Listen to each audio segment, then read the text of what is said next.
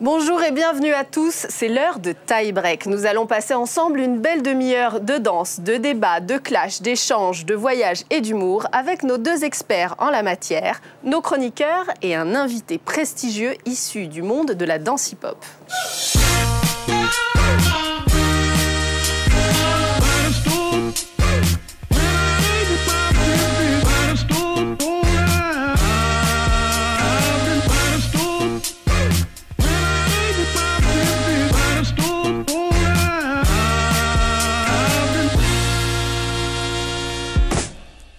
C'est parti pour ce premier numéro de Tie Break, l'émission qui décrypte toute l'actualité de la danse hip-hop avec nos experts en la matière sur ce plateau pour tout comprendre, tout voir et tout savoir sur ce qui s'est passé.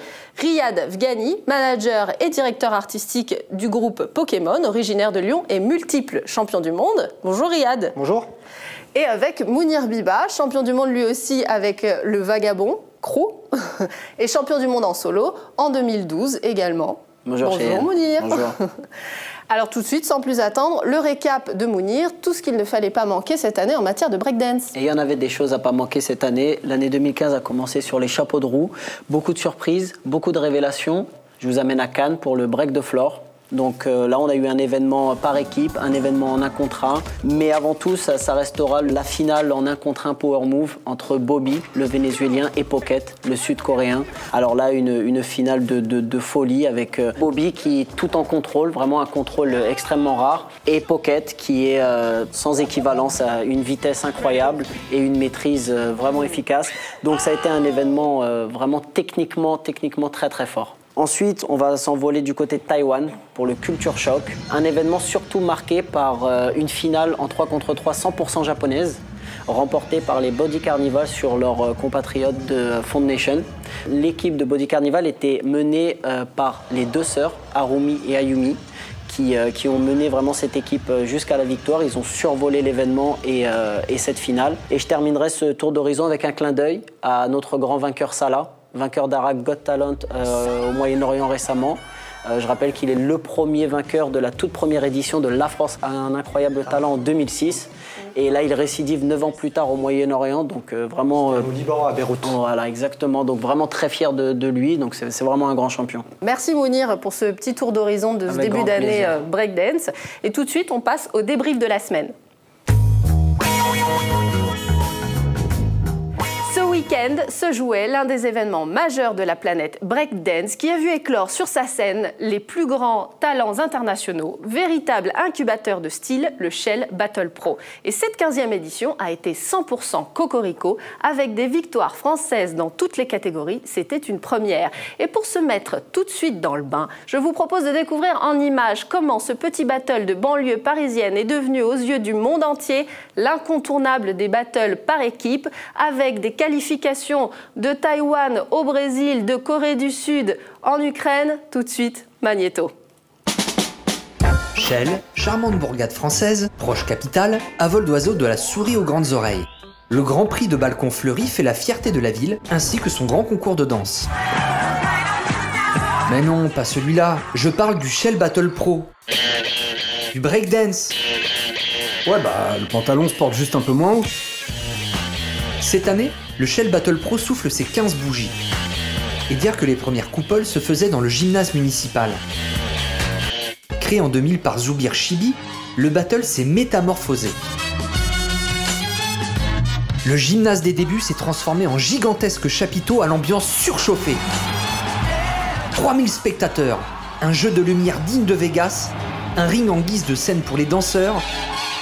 C'est l'UFC, mec! On y retrouve la crème des danseurs mondiaux, désormais tous vainqueurs de qualifications organisées dans leur pays. Aujourd'hui, le Shell Battle Pro est l'un des événements qui organise encore des 8-8, l'essence même de la culture battle. C'est également une étape incontournable de l'Undisputed, compétition suprême des 1-1. Mais la cerise sur le gâteau, les championnats du monde des baby battles. Les premiers à le faire. Des petits morveux hauts comme 3 pommes qui se défient sans pitié. Ah ouais, quand même. Mais j'ai pas reconnu cette édition 2015. Il était où le ring et le chapiteau? Moins de spectateurs, une petite salle, une scène moins prestigieuse? Ouais, tu as pas tort. Mais il y a sûrement des raisons à ça. En tout cas, le niveau était présent et pour ceux qui n'ont pas pu assister au battle, la compétition était retransmise en streaming. Alors souhaitons longue vie au Shell Battle Pro. Accueillons l'invité du jour, il est le fondateur du Shell Battle Pro. Il porte haut les couleurs de l'organisation française en matière de battle d'envergure. Il est devenu consultant dans le monde entier. Zoubir Chibi est avec nous. Bonjour Zoubir. Bonjour Cheyenne. Merci d'avoir fait le déplacement. On sait que c'est pas forcément simple de se déplacer au lendemain d'un événement d'envergure comme celui-là et de venir débriefer à chaud. Merci. On va tout de suite rentrer dans le vif du sujet, Zoubir. Pourquoi cette jauge réduite? Il y avait 1500 spectateurs. Vous nous aviez habitué à un chapiteau beaucoup plus vaste de 3000 spectateurs environ. Il y avait 20 fois plus d'internautes derrière les écrans. Qu'est-ce qui s'est passé? Tout simplement, il y a eu des restrictions budgétaires. Donc, il y a eu un changement politique au niveau de la ville. Donc, c'est une nouvelle municipalité, une nouvelle équipe. Et derrière, on a nos preuves à faire. Donc, ils ne connaissent pas grand-chose au niveau de la danse, du breakdance, du hip-hop. Aujourd'hui, quand on dit hip-hop, toujours un petit peu des préjugés. Et puis, voilà, l'essentiel, c'était de faire l'événement, d'avoir un événement avec tous les danseurs. Et concrètement, c'était l'objectif que moi, personnellement, je m'étais fixé aujourd'hui. Et puis, à la finalité, on a pu voir un battle de groupe, un baby battle, un battle 1 contre 1. Donc, ma première satisfaction, elle est là aujourd'hui. Ça vous a mis en difficulté quand même, cette jauge? Oui, ça m'a mis un petit peu en difficulté parce que ça fait 3 ans on travaille, c'est-à-dire sur une formule, sur un format, et puis du jour au lendemain, il faut tout rechanger, se réadapter, refaire les choses. Donc, c'est un nouveau travail derrière, donc c'est un petit peu difficile. Après, on fait avec les moyens du bord. C'est comme on dit, après, c'est vraiment de préserver l'esprit de l'événement, l'ADN de l'événement. Et concrètement, c'était ça l'objectif premier, comme je l'ai dit précédemment. Mounir, vous étiez sur scène, puisque vous avez participé au battle. Et vous avez d'ailleurs remporté le 1 contre 1. Félicitations. Merci. Alors, quel effet ça faisait, du coup, de ce changement de jauge, ce changement de structure? C'est vrai que Shell, c'est un événement qu'on connaît très bien. J'ai eu l'occasion de le remporter avec mon groupe, de le remporter cette année en individuel. Donc, on a connu l'évolution de Shell depuis le gymnase jusqu'au grand chapiteau qui réunissait quand même près de 2500 personnes. C'est vrai que malheureusement, c'est ce type d'argument souvent dans les villes. Je pense que Shell n'avait pas de preuves à faire. C'est un événement qui est ancré depuis 15 ans dans une ville. Les preuves, ils les ont faites depuis bien longtemps. C'est un événement que tout le monde attend. Le monde se déplace. On avait quand même des personnes de Taïwan, je veux dire, qui sont venues, des officiels, qui sont venus accompagner les danseurs. C'est vraiment quelque chose qui est suivi dans le monde entier, même sur le plan politique. Donc, c'est vraiment, voilà, c'est des arguments qui sont difficiles à entendre. Moi qui étais à l'intérieur, c'est vrai ça nous a changé un petit peu. C'est vrai qu'on était habitué à une ambiance beaucoup plus lourde, beaucoup plus pesante. Là, on s'est retrouvés. C'était aussi tout à fait, c'était agréable. On pensait aussi que peut-être que ce confinement allait peut-être créer aussi une autre atmosphère, quelque chose d'un peu plus chaud. Ouais. Ça l'a été par moment, mais on a eu du mal à le conserver tout au long de l'événement. C'était la 15e édition, Zoubir. C'est pas facile de maintenir le public comme ça en haleine. Comment on fait pour ne pas lasser justement le public ? Déjà, il faut essayer au niveau de la programmation d'avoir des choses différentes des autres organisateurs, parce qu'aujourd'hui, des événements, il y en a tous les week-ends. C'est-à-dire on se retrouve tous les week-ends avec 3, 4, 5 événements, des fois dans le même département. Et aujourd'hui, moi, comment j'ai conçu, c'est-à-dire cet événement à travers les personnes qui travaillent avec moi aussi, c'est qu'on a essayé d'avoir une touche originale, différente des autres. En tout cas, cette année, le public en a eu pour son compte, notamment en commençant par la catégorie Baby Battle, où on a vu la belle victoire du Français Damani, âgé de 12 ans, face au petit Japonais.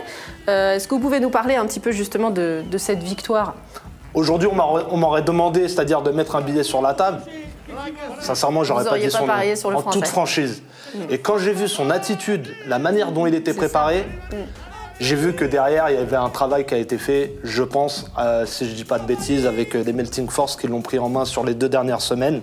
Et le fait qu'il gagne, voilà, je suis super content parce que c'est... J'ai vu juste avant, c'est-à-dire des posts, c'est-à-dire sur Internet, où des gens disaient « Ouais, le niveau en France des petits, il n'est pas là, et ainsi de suite. » Et bah voilà. Concrètement, il a gagné, c'est une fierté. Melting Force fait un gros travail sur la formation dans la région et même à Saint-Etienne. Et donc, surpris, oui, mais après, vu l'encadrement qu'il a avec Soso, Nasso et tous les restes de Melting Force, je pense que c'est un peu logique parce qu'ils lui mettent vraiment un peu la rage et puis toute leur expérience du battle, ils lui donnent. Et donc, je pense que c'est mérité. C'est un travail aussi pareil, même si c'est un one-one, c'est un travail de groupe avec tout le travail qui est fait auprès de la compagnie Melting Force. Donc, on peut les saluer en passant. Oui, c'est un petit qui ne prend pas conscience sur ce type d'événement. C'est-à-dire qu'il n'a pas vraiment conscience de l'enjeu, contrairement à d'autres petits qui sont déjà dans une approche très sérieuse du battle. Lui arrive avec son insouciance, avec son sourire et son énergie, et ça fonctionne. Bah, tout de suite, justement, on va retrouver le magnéto de l'incroyable Rodrigue Lino qui était au cœur de l'événement pour nous.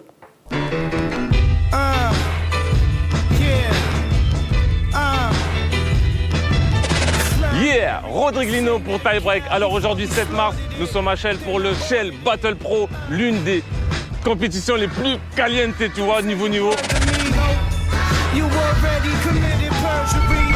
Ça va être de la tuerie. Venez, on va voir ce qui se passe un peu, non? Pour cette 15e édition, on a la crème des juges, des DJ, des speakers et une sélection internationale pour les 3 grands battles de la journée. Comment vous appelez? Je m'appelle Ben Johnson. On passe à la télé? Coucou maman. Autant vous dire que ça va envoyer du très lourd, alors place au premier temps fort. Il va y avoir les baby battles, donc je vous dis, c'est juste phénoménal. Alors regardez.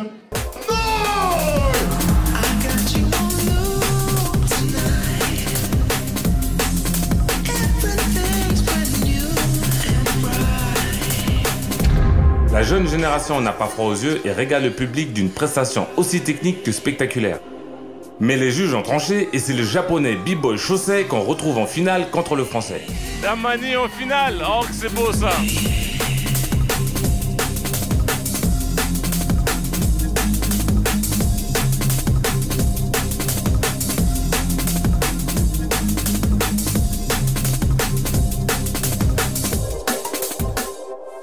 Donne-nous tes impressions, on veut savoir un peu. Je suis trop content. Est-ce que toi, tu te voyais gagner? Oui. Et en plus, il est modeste, mais c'est ça qui est bien. Avant d'aller sur le one-one, j'ai pas pu m'empêcher. Désolé. Quand t'as ça dans le sang... Mais bon, j'ai pas fait l'enfeu. Eh, il m'a tué. L'Undisputed, c'est 8 b-boys, 3 rounds, mais un seul vainqueur. Ça va être chaud.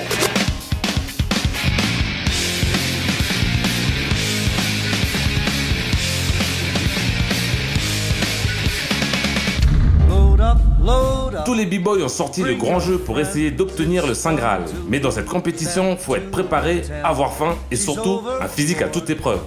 Et c'est sans surprise qu'on retrouve en finale Mounir pour la France contre Jesse pour la Hollande.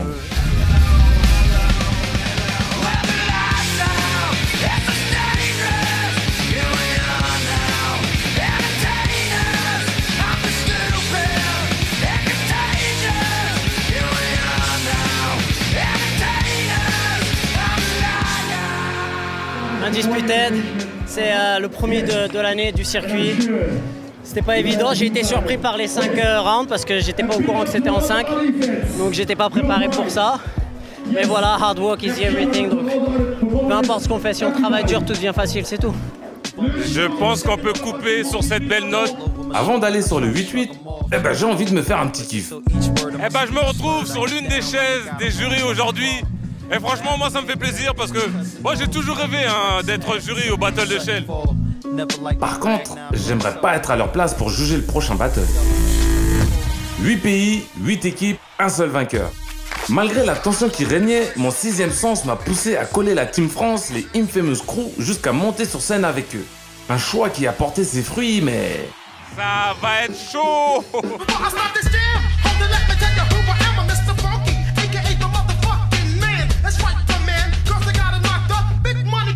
La bagarre!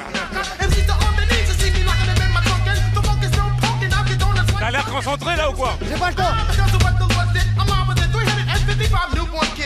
Comment ça se passe en ce moment là? Il va y avoir une combinaison ou pas là? Tire!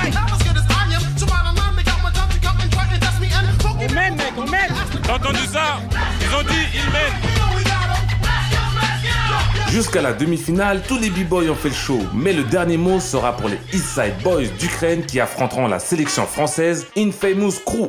Ça va chauffer là, regarde. Keep getting at the narrow, got it. Even if a nigga got a rabbit, get it. Blackjack in the cutscene, no. A nigga got unlimited credit, A nigga got a lot of vendettas, But we the black mom, we gon' set it, Peeled off in a Lamborghini cone tie. 200 in the dash, you gonna rev it. Fuck me, you know I got it. On a gagné, mec. T'as entendu? Ils ont gagné.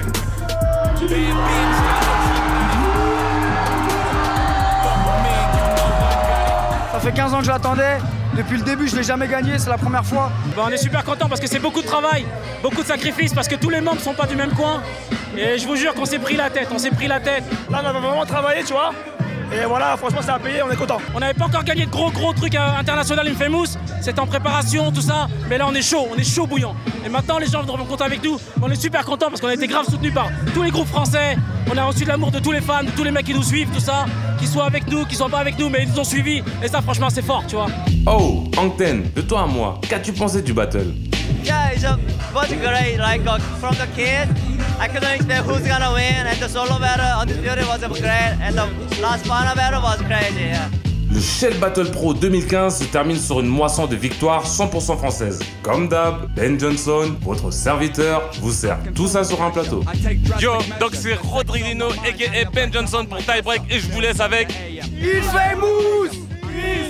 Alors nous voici de retour avec Rodrigue Lino, le vrai cette fois. Alors Rodrigue, vous étiez en coulisses, merci pour ces images d'ailleurs. Alors en coulisses, ça s'échauffe, mais ça se chauffe aussi un peu, non? Alors écoutez Cheyenne, l'ambiance dans les coulisses était un tout petit peu plus timide que les années précédentes. Ah oui? Mais bon, là on reste toujours dans une configuration battle, donc qui dit battle, dit challenge et dit engouement, donc du coup la tension, elle était palpable. Xavier Putus, membre phare du groupe Actuelle Force, chaque fois je lui demandais, bon alors, tu votes pour qui? Il n'osait pas me dire, il était là, je sais pas, donc du coup, voilà. C'est délicat. C'est délicat. La position du juge est délicate. La difficulté dans notre discipline, ça reste très subjectif. C'est-à-dire, là, on a 5 jurys, il y a 5 décisions. On change les 5 jurys, on aura peut-être 5 autres décisions. Exact. Donc, c'est à l'appréciation de chaque juge. Donc, c'est aux organisateurs, et là, c'est un message pour Zoubir, c'est aux organisateurs de choisir des juges qu'ils savent compétents. Le niveau du danseur ne fait pas sa qualité en tant que juge. Mais ça reste quand même très difficile de trouver des juges à même de prendre de bonnes décisions. Des jurys soient stressés. Il y a un moment, ils sont payés pour faire un travail. On ne les paye pas pour dire je sais pas. Ou je pense qu'ils sont pareils. Non, il y a un moment, ils perdent, ils gagnent. Voilà. Donc moi, le battle contre les Coréens et les Ukrainiens, il n'y a pas photo. Les Coréens ont été sur la retenue, ils l'ont payé. Et puis bravo à Eastside B-Boy. Et puis voilà, c'est tout. Ouais. Après, il faut arrêter il n'y a aucune polémique. Et puis si le public était compétent, on les aurait demandé de juger. Voilà, c'est tout. Non, le public voulait voir une finale France-Corée parce que c'est les deux grandes nations. C'est pour ça. Après, voilà, il faut juger sur le moment même. Le parcours de Eastside B-Boy était compliqué aussi. C'est clair que les Sud-Coréens, pour le grand public, c'est toujours plus appréciable. Ils apportent un travail collectif. Il y a quelque chose qui se crée. Donc après, peut-être que techniquement, c'était peut-être pas suffisant sur cette demi-finale-là. Mais le public n'a pas un œil aussi averti que les juges. Forcément, leur penchant, ça fait partie du jeu. Ils balancent ici, bien sûr. Oui, le public réagit toujours. On sait toujours qu'il y a des... N'est-ce pas, Zoubir? Il a ses préférences, c'est-à-dire le public a ses préférences, mais aujourd'hui, c'est des personnes qui sont payées pour donner une décision. Si effectivement, peut-être la décision est donnée égalité, concrètement, on ne peut pas se mettre derrière eux et leur dire les gars, faites, voilà, donnez à droite ou à gauche. Donc, ils sont là à un moment. Des fois, je considère que l'égalité, c'est une décision. Lorsque je juge et que je suis amené à mettre égalité, j'essaie de l'éviter au maximum, mais lorsque c'est nécessaire, pour moi, c'est une décision, c'est pas une non-prise de parole.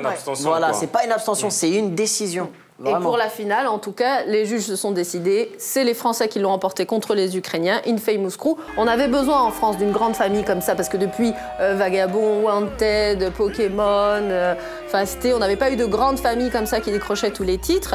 Et là, est-ce qu'on peut porter l'espoir sur Infamous Crew, d'après vous? décroché tous les titres. C'est leur première victoire internationale.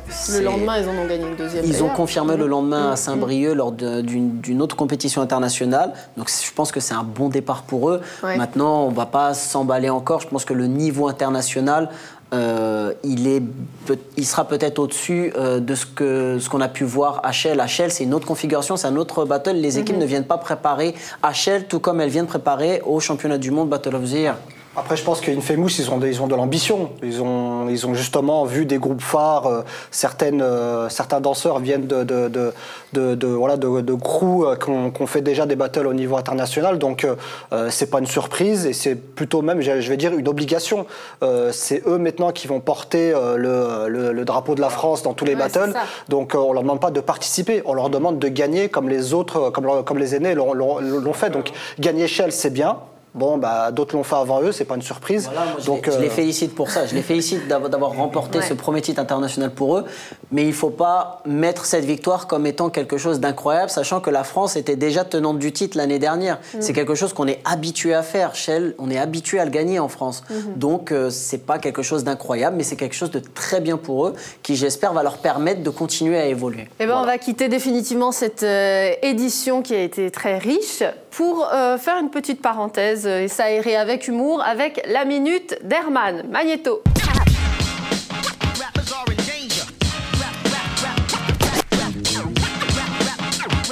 Stop! C'est le moment de faire un tie-break. Comment fait-on pour être un bon juge de battle de break, hein? Tu te poses la question, je te réponds, c'est en 5 points. 1. Déjà, il faut savoir danser. C'est comme si un gynéco expliquait le boulot à un proctologue. Bah, à un moment donné, les mecs, ils peuvent se tromper d'endroit. Et en plus, ça peut faire mal. Ah, ça pique. En 2, le juge est plus stylé que les danseurs.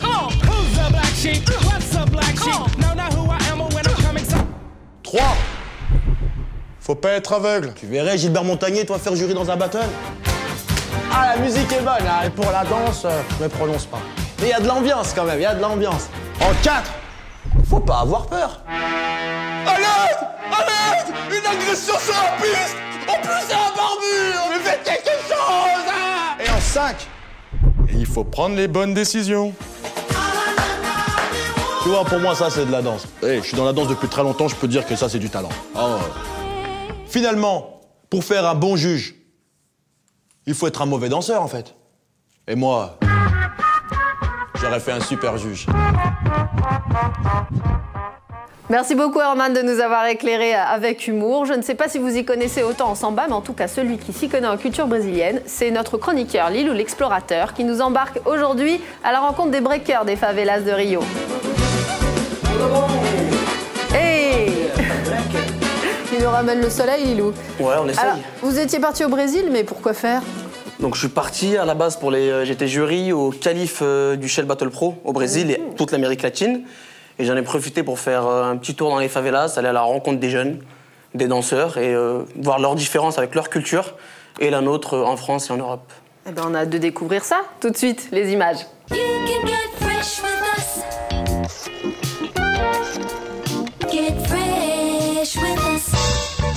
Ei, tudo bom? Beleza. Bem-vindo a Rio de Janeiro. Lilou et Lilouzinho. C'est mon blast carioca pour m'immiscer dans les rues rythmées par la musique et baignées par le football. Direction les favelas, ces quartiers populaires à l'image si sombre, mais aux couleurs tellement riches. Pour ceux qui me connaissent, vous savez que j'aime la street et ses cultures. Alors chaussez vos baskets, je vous amène à Cantagalo. 5000 habitants, situé entre les deux plages les plus cotées de Rio, Ipanema et Copacabana. Et là, c'est sûr, ça change des cartes postales. La raison pour laquelle je suis ici, c'est pour vous faire voir des b-boys brésiliens, bien sûr, mais aussi d'autres styles de danse, dans un pays où le football et les gangs sont rois. Allez, voici Pedrinho, 19 ans, membre des Slum Breakers. Moro lá na Baixada Fluminense, né? E treino aqui 2 vezes por semana, porque aqui é onde a maior galera vem, ou lá onde eu moro na Baixada, tem que ter formação, então tem que vir pra cá pra dançar e treinar com galera que já sabe mais, pra pegar informação, pra aprender melhor, pra poder evoluir mais, entendeu? Mas é muito longe, então 1 hora ou 2 horas de viagem até aqui. Sim. É longe, é trânsito e lá não tem muitas condições. Sim. Não tem muitas condições. Minha garagem, o chão não é muito bom, aí eu uso o Decoflex, mas Vale a pena viajar para cá para ter informação para a galera? Para nós, viver em outro país, que passa Brasil, pensar la luz, praia, calor, coco, futebol. E tu queres futebol ou tu prefere bailar? Desde pequeno eu só jogava futebol. Eu jogava futebol desde moleque. Antes de eu conhecer a dança, eu era muito fanático com futebol. Era só futebol o dia todo na rua, molecada descalço, lá na minha favela onde eu moro. Mas depois que eu conheci a dança, aí me apaixonei pela dança e hoje é só dança. Mas eu ainda gosto, ainda jogo. Porque tá no sangue, né? Brasileiro. Tem como. Iluzinho, Pedrinho, Brasil. Vamos para Rio de Janeiro.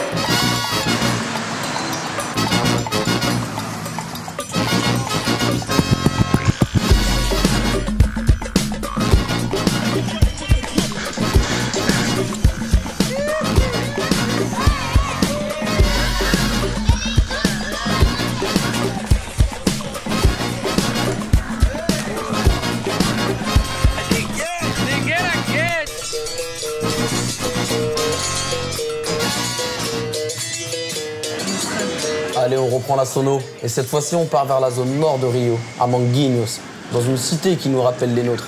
Même s'il n'y a pas de moyens, on se laisse pas abattre. On se baigne comme on peut. C'est le système D. Ici, on va découvrir le passinho, le petit pas en brésilien. Danse née dans les favelas de Rio et qui s'est exportée dans de nombreuses régions défavorisées du Brésil. On va dire que c'est un mélange de samba et d'acrobatie. Le passinho a remplacé les soirées dansantes, appelées baile funk, connues pour les problèmes de drogue et de violence. Avec mon acolyte Lil Kev, on a voulu échanger, montrer que nous aussi on pouvait nous adapter à leur style. Si, il est bon le petit Kevin, hein? Cette danse extrêmement populaire auprès des plus jeunes a des similitudes avec le breakdance, notamment pour les top rock et son énergie. Les assauts de quartier mettent en avant la danse pour aider les jeunes à éviter la délinquance et le trafic de drogue. Vous avez cru que Liluzinho allait partir sans laisser de traces? Aïe! Merci et à la prochaine pour de nouvelles aventures. C'était Lilou, votre explorateur urbain. Valeu! Merci Lilou pour ces belles images. Alors on sait que tourner dans les favelas de Rio, c'est pas toujours simple. Comment ça s'est passé pour vous? C'est pas simple, après c'est clair, si t'arrives là-bas en mode grosse chaîne en or, dernier téléphone à la main, caméra à 3000 €, ça va pas passer inaperçu. Après moi je suis pas parti tout seul, je suis parti avec des mecs qui habitent dans la favela justement, comme on dit, les gens du peuple et des gens qui sont actifs là-bas auprès des jeunes. Et ça m'a permis de m'introduire dans les petites ruelles des favelas, dans leur salle de danse, parce qu'il y a une grosse salle de danse dans la favela de Cantagalo. Et vraiment, c'est un lieu de rencontre de tous les danseurs de Rio, parce qu'il n'y a pas beaucoup de spots sur cette ville. Donc, et en même temps, on m'a amené dans d'autres favelas pour rencontrer d'autres danseurs avec un nouveau style qui fait seulement de quelques années. Ouais. Vous avez beaucoup voyagé, Lilou, vous avez fait presque le tour du monde. Qu'est-ce qu'il y a de spécifique justement à cette danse et à ces breakers du Brésil? C'est vrai que les Brésiliens, ils ont leur style propre à eux. C'est-à-dire, tu vois un danseur, tu mets aucun visage, tu sais que c'est un Brésilien, parce qu'ils mixent vraiment avec leur propre culture qui est capoeira. Beaucoup d'acrobatie, beaucoup de technique. Après, c'est un pays où il y a toutes les couleurs, les Amazoniens, les Brésiliens blancs, les Brésiliens noirs. Donc, dans la morphologie et dans leur danse, ça se sent que ça va vraiment dans tous les sens. La culture est forte, ouais. Ouais. La culture est assez forte. Et on découvre d'ailleurs dans les images un nouveau style. Est-ce que vous pouvez nous en parler? Ouais, c'est le passinho. Passinho, ouais. C'est un style qui joue vraiment sur les jeux de jambes. Ça me fait penser un peu à la samba.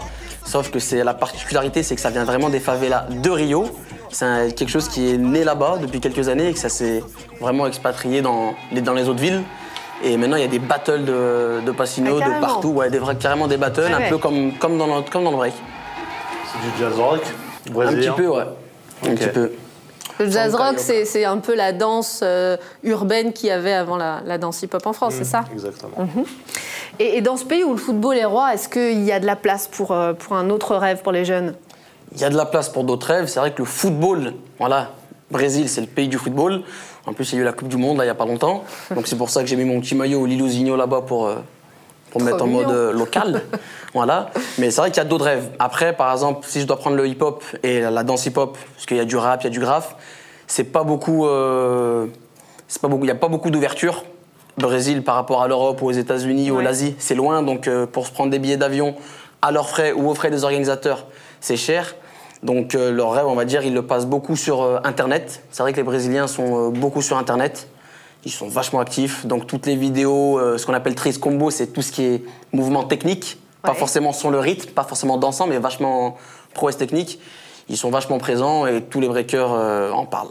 En tout cas, merci beaucoup pour ce voyage. On revient tout de suite en France et plus précisément dans les théâtres et dans les clips pour une approche un peu plus artistique grâce à la rubrique Coup de projecteur de Riyad.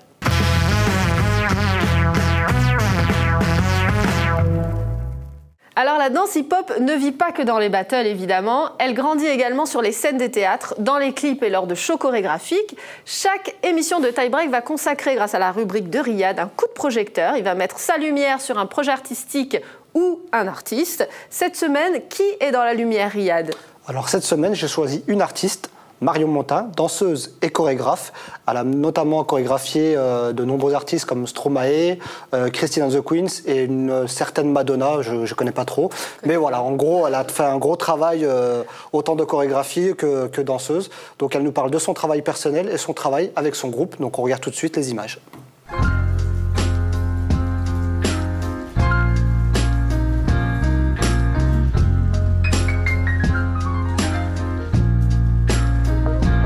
Je crois que la passion pour la danse, elle a toujours été là. Après, j'ai été bercée par mes parents. Ils ont toujours écouté beaucoup de musique et de la musique très variée, que ce soit César Évora, à Chet Baker, à Sappho, à plein de trucs différents. Moi, toute petite, ça a été Michael Jackson. À 3 ans, j'ai commencé les cours d'éveil corporel et puis plus tard, vers 5-6 ans, j'ai fait le conservatoire de classique, puis de contemporain. Très vite, je suis partie vers les danses plus street, plus hip-hop et plus instinctives. Pareil, la musique, je me suis pas posé de questions, c'était la musique hip-hop, Lords of the Underground,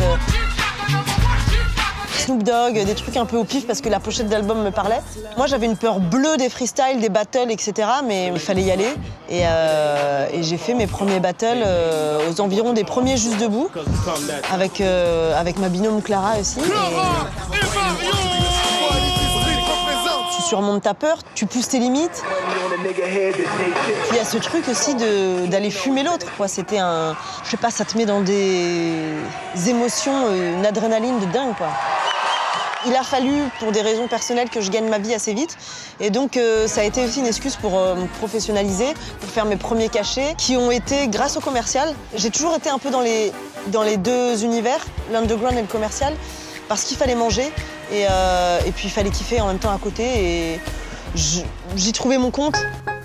Aujourd'hui, aujourd'hui, je chorégraphie, donc c'est un autre travail que quand tu es danseuse-interprète. La façon dont je travaille avec les artistes, c'est de développer ce qu'ils ont eux, ce qu'ils ont à dire. Et c'est un travail qu'on fait ensemble. Je pars de leur univers et après, en fonction de nos échanges, nos multiples échanges de ce qu'ils veulent, j'apprends à les connaître, j'apprends à connaître leurs gestuels, je les regarde marcher, je les regarde bouger, je les regarde gesticuler. Et je m'imprègne de ça et il en sort des choses qui m'appartiennent, mais en fonction de leur univers à eux. La lumière, pour moi, c'est super important, les univers, la musique. La façon dont je veux créer des pièces, j'ai envie que ce soit un film en live, en fait. Travailler avec des gens du concert, ça m'a beaucoup apporté parce que la façon dont bossent Stromae et Christine, la musique arrive au moment de la lumière et tout est très connecté. Tout ça, c'est super important pour faire un projet final. Alors j'ai un groupe qui s'appelle Swaggers et c'est un groupe de filles qui a été créé en 2009.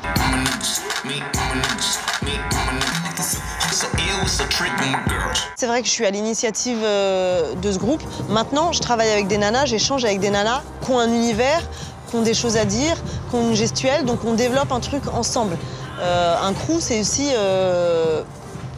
plein d'identités et plein de personnalités. J'ai pas du tout envie de les brimer ou de les effacer. Chacune est concernée, chacune est impliquée. Et je pars aussi de leurs univers à elles et de leurs gestuels.